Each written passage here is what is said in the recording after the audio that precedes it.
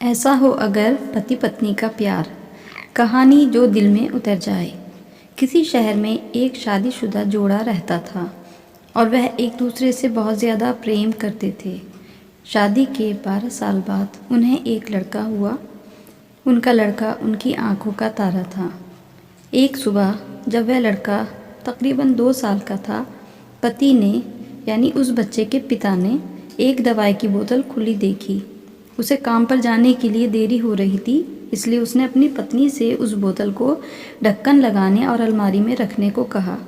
उसकी पत्नी यानी उस बच्चे की माँ रसोई घर में काम करने में लगी थी। वो ये बात पूरी तरह से भूल गई थी। लड़के ने वो बोतल देखी और खेलने के इरादे से उस बोतल की ओर गया। बोतल के कलर ने उसे मोह लिया था, इसलिए उसने उसमें की दवाई पूरी पी ली थी। उस दवाई की छोटे बच्चों को छोटी सी मात्रा भी जहरीली हो सकती थी। जब वह लड़का नीचे गिरा तब उसकी मम्मी ने उसे जल्द से जल्द दवाखाने ले गईं, जहां उसकी मौत हो गई। उसकी मम्मी पूरी तरह से हैरान हो गई थी। वह बहुत डरी हुई थी कि कैसे वो अब अपने पति का सामना करेंगी। जब लड़के के परेशान पिता दवाखाने में आए तो उन्होंने अपने बेटे को मरा हुआ पाया और अपनी पत्नी को देखते हुए सिर्फ 4 शब्द कहे। आपको क्या लगता है कौन से होंगे वो 4 शब्द? पति ने सिर्फ इतना ही कहा, आई लव यू डार्लिंग। उसके पति का उम्मीद से अलग बर्ताव चौंकाने वाला था।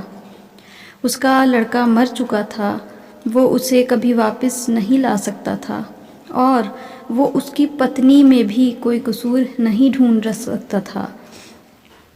इसके अलावा अगर उसने खुद से वह बोतल उठा के अलमारी में रखती होती तो आज उसके साथ ये सब ना होता। वो किसी पर भी आरोप नहीं लगा सकता था। उसकी पत्नी ने भी उनका इकलौता बेटा खो दिया था। उस समय उसे सिर्फ अपने पति से सहानुभूति और दिलासा चाहिए था और यही उसके पति ने उस समय उसे दिया। कभी कभी हम इसी में समय व्यर्थ कर देते हैं कि परिस्थिति के लिए कौन जिम्मेदार है या कौन आरोपी है। ये सब हमारे आपसी रिश्तों में होता है। जहाँ जॉब करते हैं वहाँ या जिन लोगों को हम जानते हैं उन सभी के साथ होता है और परिस्थिति के आवेश में आकर हम अपने रिश्तों को भूल जाते हैं और एक दूसरे का सहारा बनने के बजाय एक दूसरे पर आरोप लगाते हैं।